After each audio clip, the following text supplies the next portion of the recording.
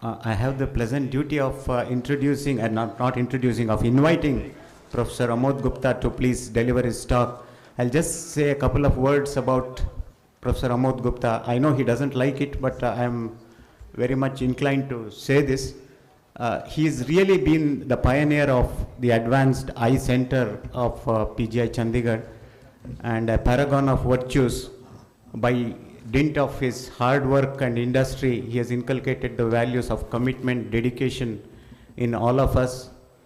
He has attained what he is, not his stature, not just by being a professional, but also by his nature. So he's a man of both stature and his nature, which all of us admire.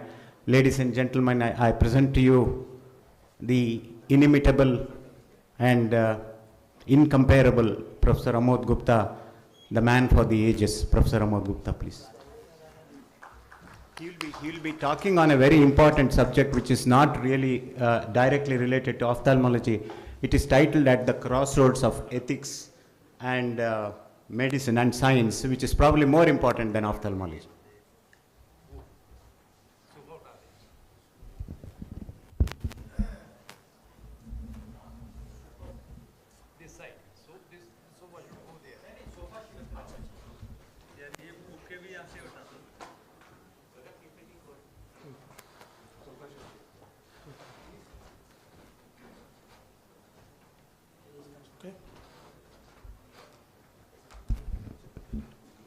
Well, thank you, Dr. Kumar and Dr. Sharma, for giving this opportunity for speaking to you this morning.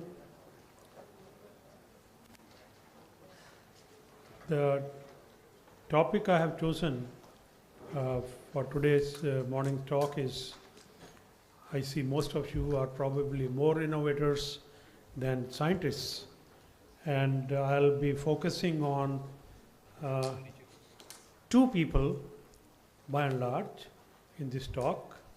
And before that, I'd like to remind you, many of you might have seen this picture from the famous Nuremberg trial at the conclusion of Second World War, where we have 23 defendants. 20 of these were physicians.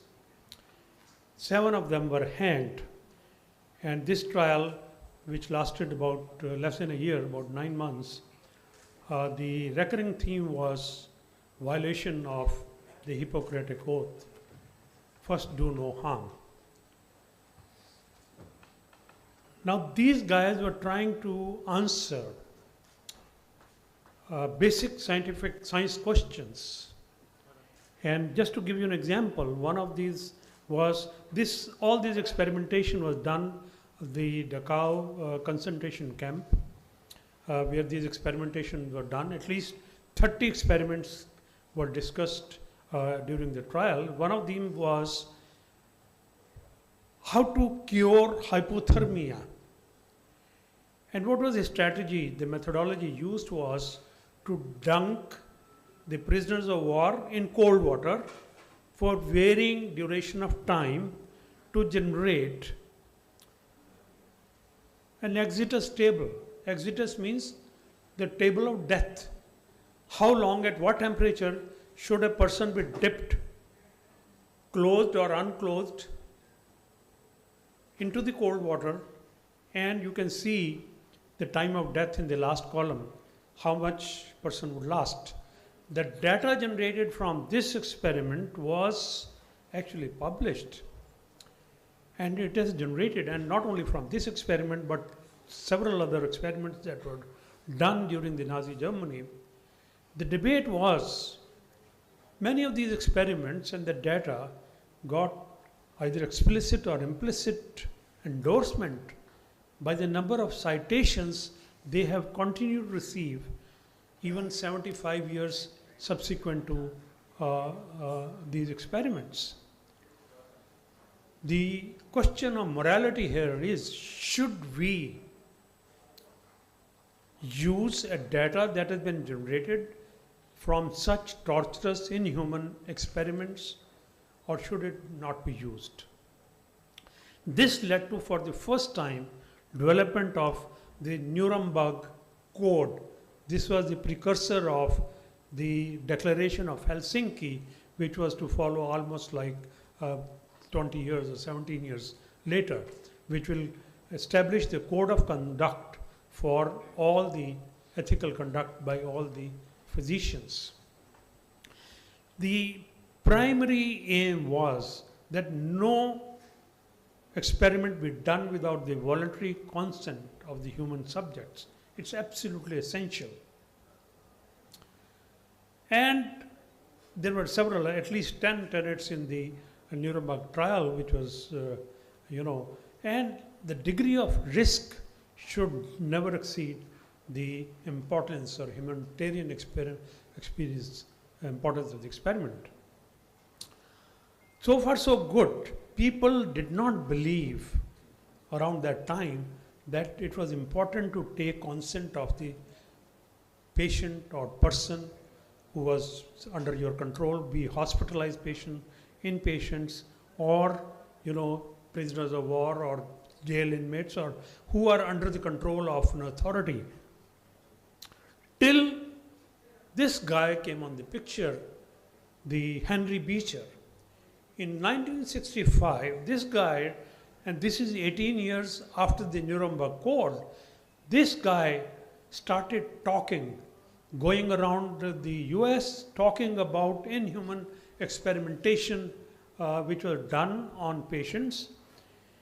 And he said, that the breach in the ethical conduct in experimentation are not rare, but are almost, one fears, universal.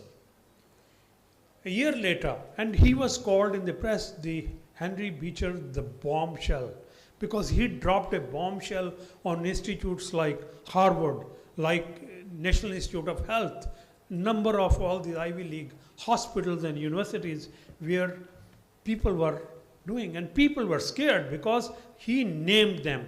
He named, this guy is doing this experiment, he's withholding penicillin, he's infecting patients with viral infections. So something of that kind was going on, and he was talking freely about these things, and people feared that if you name K.S. Kumar, he is liable to be criminally prosecuted.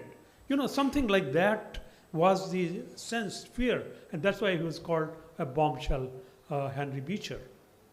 So there's an era of ethical conduct before Henry Beecher, and after. Nobody was ready to publish his paper, which he managed to get, with much diluted, with 17 experiments, which he published in the New England Journal of Medicine, with the support of only the chief editor of that time. And they celebrated a couple of years ago the 50th, the golden jubilee of his paper was celebrated. Perhaps first time a silver jubilee or golden jubilee is celebrated. Around this time, somewhere in 64, the Declaration of Helsinki, why called Helsinki? Because the World Medical Association met in Helsinki in 64, where they established the code of conduct, and they came up with a number of tenets, which I'm not going to bother you with that, because all those tenets have become obsolete as of the last month.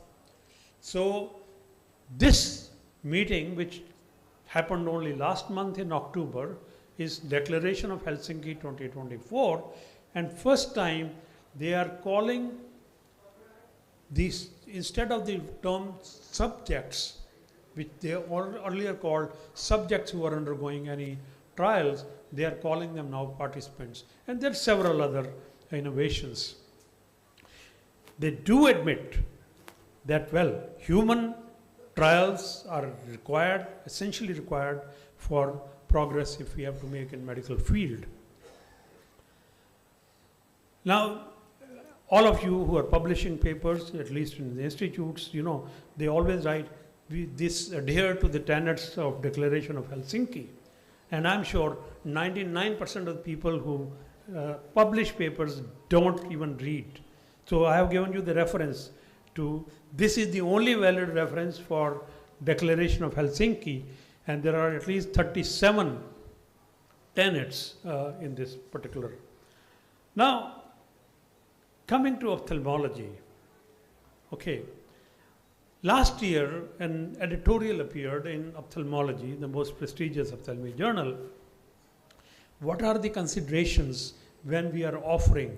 And this is tenet number 37 actually of Declaration of Helsinki 2024, that when we are offering minimally proven therapies or interventions, how should we be guided? And you'll be all surprised to know that the most revolutionary thing that happened in our lifetime was intraocular lens implant by Ridley. And it never underwent any proof of its efficacy or efficiency. So was Avastin. Use of Avastin became worldwide, it was used, but it never underwent any trials for its efficacy.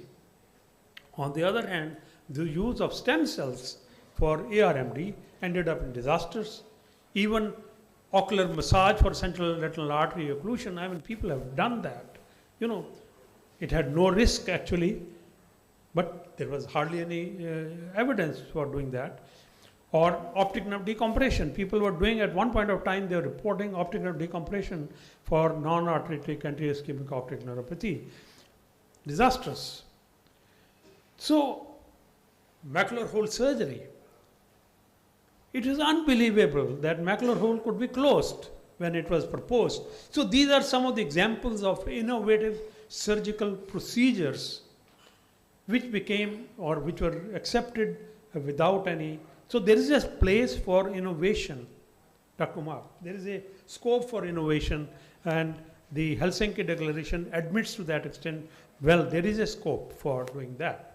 Now I'll give you the examples which pertain to us. Long time back, Dr. Richard Green, one of the most famous ocular pathologists, had established pathology of the branch retinal vein occlusion, and he showed, well, there is a thrombus which forms and starts getting organized within hours of the occlusion taking place in the vein, okay? And it gets canalized spontaneously or it remains thrombosed. So these are two things that may happen. Either it will remain thrombosed, organized, or it will get canalized. And there may be a single channel or multiple channel. And he also showed that through his pathological studies that arteries and veins at the crossing, they share a common adventitial sheath. So this paper came in 1982. And 1988, and those of you who are retinal surgeon, Dr. Dogra here, Steve Charles, last month during the American Academy, he delivered the biggest oration, the Robert McNamara lecture.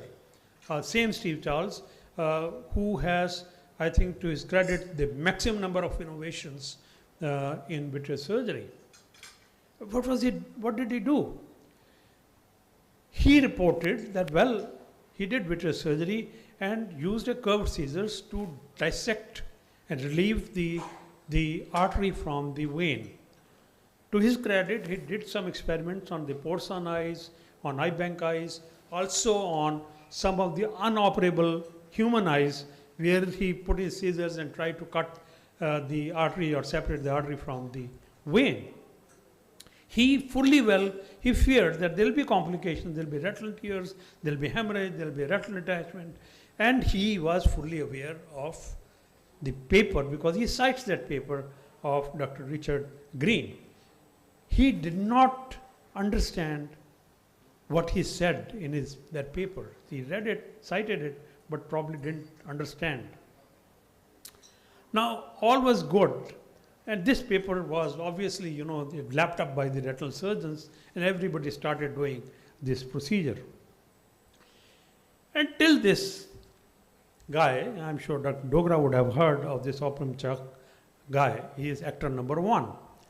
He reported that he has successfully done a decompression of the branch retinal vein occlusion via arteriovenous sheathotomy. So he says, well, I dissected out and I reperfused the retina in a patient of branch retinal vein occlusion. And you can see the massive number of attention from the academic circles he received for this. So Oprimchak Remember this name, actor number 1. And over the next several years, it received so many papers, so many citations, and spawned uncontrolled trials for a number of years. Till this guy comes, Dennis Han, and he says, it cannot be separated. The artery cannot be separated at the crossing with any technique, and it ends up with a disaster if you try to cut the artery from the vein. So there's no way you can actually do it. And you can see this paper, any paper with a negative outcome is hardly noticed in the academic circles, and that was the case here. And here is Dr. Dogra's friend, and this video I'm playing with his permission. Actually, Mark Hamayu, again a very big name in retinal surgery and innovations, the first time he produced the bionic eye, he said, let's not do vitreous surgery, let's use a small spatula agent created 25 gauge without vitreous surgery. He said, let's manipulate the artery and the vein, and he says it restores the, good for him. This did not receive any attention. He published another paper the same year in BJO, where he presented the results of these 12 eyes where he had done the lamp procedures. I believe nobody ever in the world did this procedure ever again. Now this guy comes, Chung, in 2008, and he says, whether you inject intravitreal triamcinolone or you do aegis, it makes no difference to the functional and anatomical outcome. Structural outcome is the same.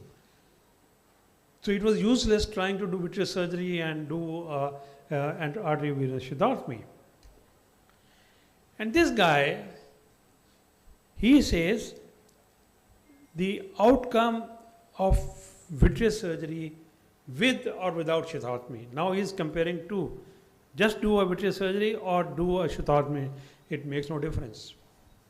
Okay, so whatever the Oppencheck got the popularity, became well-known name all over. I think he was lecturing around the world, talking nonsense, because these things was not plausible. It was not validated by controlled trials, and when people attempted to do that validate, it failed on the test. Now enters the actor number 2. Can we switch off the light, please? Switch off the lights. This is Geoffrey Weiss.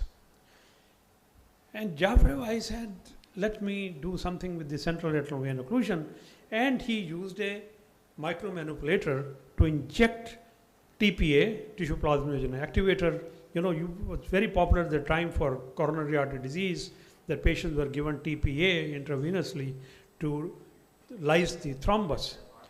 He first published a couple of reports, and then he went on to a larger series. But soon he realized within 4 or 5 years that probably it's not working, so he started injecting triamcinolone acetonide. We know triamcinolone works on its own without the help of thrombolysis. Now this was immediately contested by Dr. Harry, that this fellow has no clue how thrombolysis works, and he says thrombolytic treatment is effective only within hours of the thrombus formation and never after weeks or months or years later. So that doesn't work that way. Secondly, when you are flushing fluid, it will go through any of the multiple channels that are available for the central retinal vein. Central retinal vein is not a single channel, but it could be multiple channels, and it will not necessarily go through the thrombosed vein, it will go through the least resistance path. And so it was junked. A German scientist said he tried to do it thrombolysis in ischemic central retinal vein occlusion, and he ended up with disasters. He said, my patients got neovascular glaucoma, the eyes had to be enucleated, a number of surgical procedures, more than the number of eyes you can see, they had to undergo. And he published results in ophthalmology. And now Geoffrey Weiss writes a letter to the editor that this fellow is foolish, he doesn't know how to do the microcannulation and is bunkum, this result should be discredited. And he said these are inexperienced people, so it should not be okay. But of course, the author said we are very well experienced surgeons. Now we come back to the first actor, Opramchak. Now he is the guy you have seen earlier who popularized, I would say, arteriovenous lithotomy for branch lateral vein occlusion. Now he's turned his attention to central lateral vein occlusion, and he said, let's do radial optic neurotomy, because let's cut the scleral, outer scleral, compartment. He said, it's a compartment syndrome. He didn't know, not only he didn't know the pathology of the central lateral vein occlusion, he also did not know the anatomy of the, you can see the schematic given by him. He didn't know the anatomy. So this is not an elastic scleral outlet, it's a fibrosis, and there are multiple channels.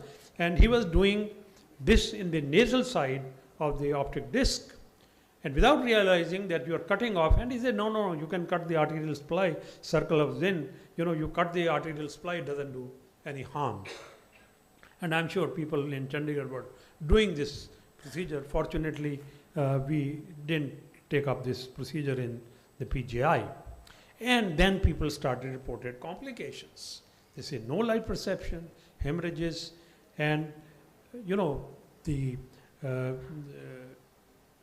there's no way it was not a plausible surgical procedure, but he got this guy, Jaffrey Weiss, the Opramchak, a lot of publicity and lot of citation, 295 citations. Imagine how much popularity he got world over for this procedure. Again, it was labeled illogical and was challenged. And as I told you, there's a number of complications. Now look at the journals. The procedure has been called out in 2007, and they kept publishing the papers, all prestigious journals, British Journal, American Journal, Archives. They were all publishing the reports. The editors not applying their mind that this was a logical procedure. So what we learned from this, that before you adopt a new innovative technique, you must look very carefully at the plausibility. Is it plausible? Look at the pathomechanism, methodology, bias, power of study, safety. All these issues need to be taken into.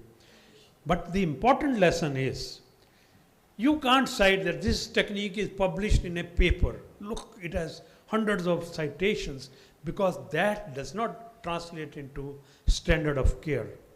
Multitude of papers on a technique is not a validation. I'm sure some of you would be surprised at hearing this statement from me, but I have shown you the proof. Why it happens, why so many people take over? They're all looking for, the editors are looking for innovative techniques, breaking news, as you know, that they want to publish breaking news. That this is, me first. I published it first in my journal. And rest follow like sheep. We all have sheep-like behavior. Somebody done some procedure, we start doing it without thinking of the concept. No, that has been published in ophthalmology in American Journal. How can it be wrong? No. I'll just, if Kumar gives me time for a couple of minutes, I'll talk about the stem cell therapy, which became very, very popular around the same time. So I like to recall this guy, Jaffrey Weiss. He was the one who used that cannulation, and he claimed in 2008, he made public claims, look, I have done 450 procedures of microcannulation and thrombolysis of central lateral vein occlusion. You can imagine the kind of publicity he had garnered in the US. World over patients were coming for getting the procedure done. Now he comes with, now he knows that the stem cell were a big thing around that time, 10 years ago, and he started injecting stem cells taken from the bone marrow, mesenchymal stem cells. He had another colleague of his, Stephen Levy, with whom he started kind of a research group, two-man research group. He registered this clinical trial on the American website, and he offered stem cell therapy for, and this is the data I have taken, this is from the site of the clinical trials .gov, which is the American clinical registry for the trial, and he said he could treat anything, and this is a list of the diseases for which he was doing stem cell transplant, which includes, if you see carefully, blindness, visual loss, night, visual loss partial, vision low, retinopathy, maculopathy, retinal atrophy, and all. He listed all that came to his mind. This is the government site, imagine. And what did he do? He hoodwinked not only the government clinical trial site, but he hoodwinked the people by claiming that I have an institutional review board which has approved this therapy. My research is listed on this clinicaltrials.gov, okay, and I have published work. We have published our results, and it is patient funded. So he was charging $20,000 and he called it patient funded trials. He had first, he never reported those results, Scots 1, then came Scots 2. Again, people sitting in that portal, clinicaltrial.gov, were probably blind. They did not see through the game how he was exploiting, and published in a number of papers in predatory journals, which we call the fake journals. And he claimed that I could treat Stargardt's disease, okay, by giving stem cell transplant. So you might be wondering, why do I bring all this issue here? It doesn't matter. In India, in Indian setting, you would be surprised to know some of the biggest institutes of this country were doing something similar. They were either injecting retinal pigment epithelial cells or stem cells, mesenchymal stem cells drawn from the bone marrow, and they were injecting into the patient's eyes for doing all this kind of research. Now, how was it exposed? And this guy, one of the authors, Thomas Albini, happened to be a friend. He published a report in New England Journal of Medicine, and when anything gets published in New England Journal of Medicine, it becomes news in US world over. They published 3 patients who received for AMD bilateral stem cells, and all the 3 patients went blind, so they reported 3 patients. Immediately the antennas went up, and because it made news headlines in the New York Times when this report came, that somebody, and it seemed there were several scores of these centers which had come up in small towns, and this was in southern Florida, that this kind of, people were being made fool, and they were charging so heavily. So FDA issues a warning about the use of stem cell transplant that it's illegal, and they would be jailed if they did it.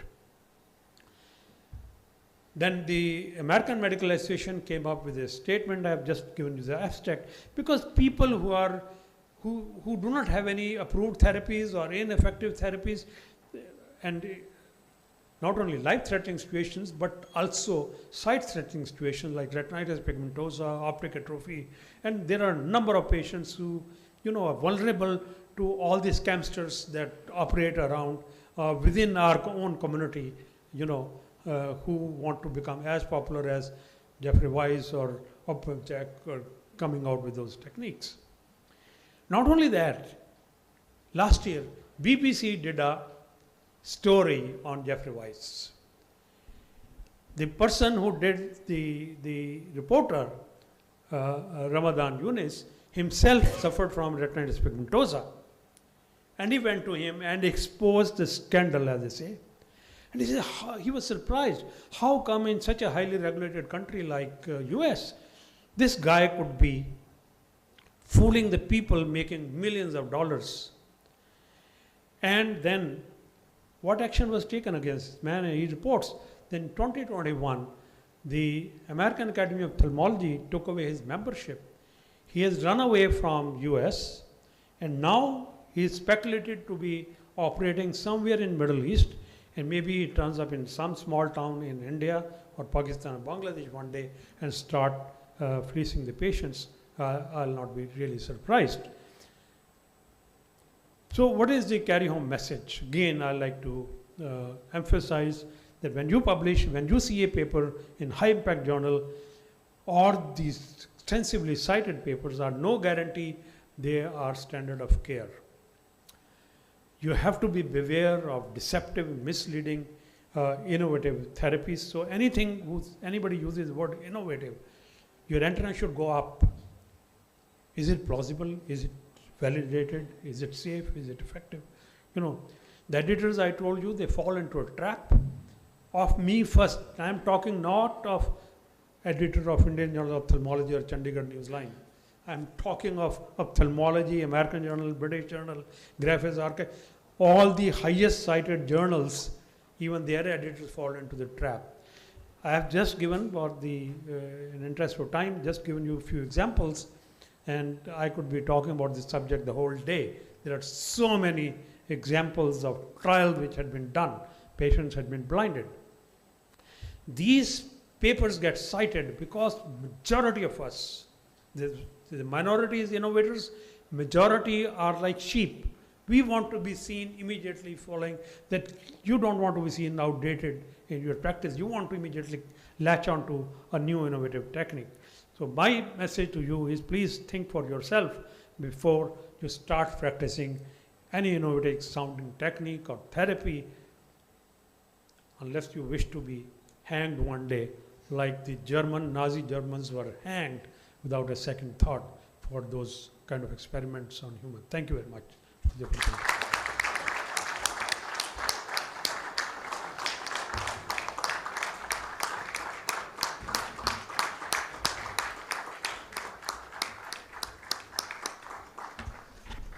How did the audience read my mind? I was just about to say that Professor Amod deserves something more than a standing ovation. I am ready for a jumping ovation if there is something like that, but many of you may not be willing to. We will stick to the standing ovation. We all know that he is a man who eats, sleeps and drinks ophthalmology.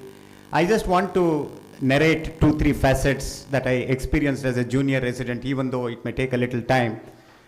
When I was a second year junior resident and I was going home, I had a call from the nephrology department to see a patient, and those days we were not well versed with the indirect, so I saw the patient with the direct ophthalmoscope, and somehow I had seen a similar figure in Bailey and Lowe's general surgery stating that it is like CMV retinitis. So sir was going home late. He used to be the last one to leave the department as always. So I was just walking back, and then I saw him going home with his briefcase and said, "Sir, I have a case here. He's sitting on the bench and it looks like a CMV retinitis." He took the direct ophthalmoscope from me, had a look, and then he said, he was humble enough to admit that, "Yaar, mujhe pata nahi hai. Ye lagta to hai. Let us check tomorrow." And he got him to the outpatient, did a fluorescein angiogram and looked at the fundus. And he frankly said, "This is probably the first CMV retinitis of our case," and we presented this in the 1991 All India Conference as a poster. So just look at the humility of them. He was already additional professor at that time. On another instance, he came to Bangalore and I was just having a moped with me. And he had a little spare time, so we went around the city and he sat at the back of my Luna. Though I said, "We'll take a taxi," he said no, and he sat on the back of the Luna. Such is the humility of the man. So the taller he has grown, the lower he bends. So we all need to learn from that. He was very hesitant to come today because he said he wants to recede. But sir, there is a book which is titled differently, but I have rephrased the title of the book as "Quit Empty." The title of the book is something different. So you are, by all means, we will allow you to recede, but only when you are empty of all your knowledge. You will never be empty of delivering all your knowledge, so you can't quit. So we need your services for all time to come. And thank you so much, sir, for that excellent lecture.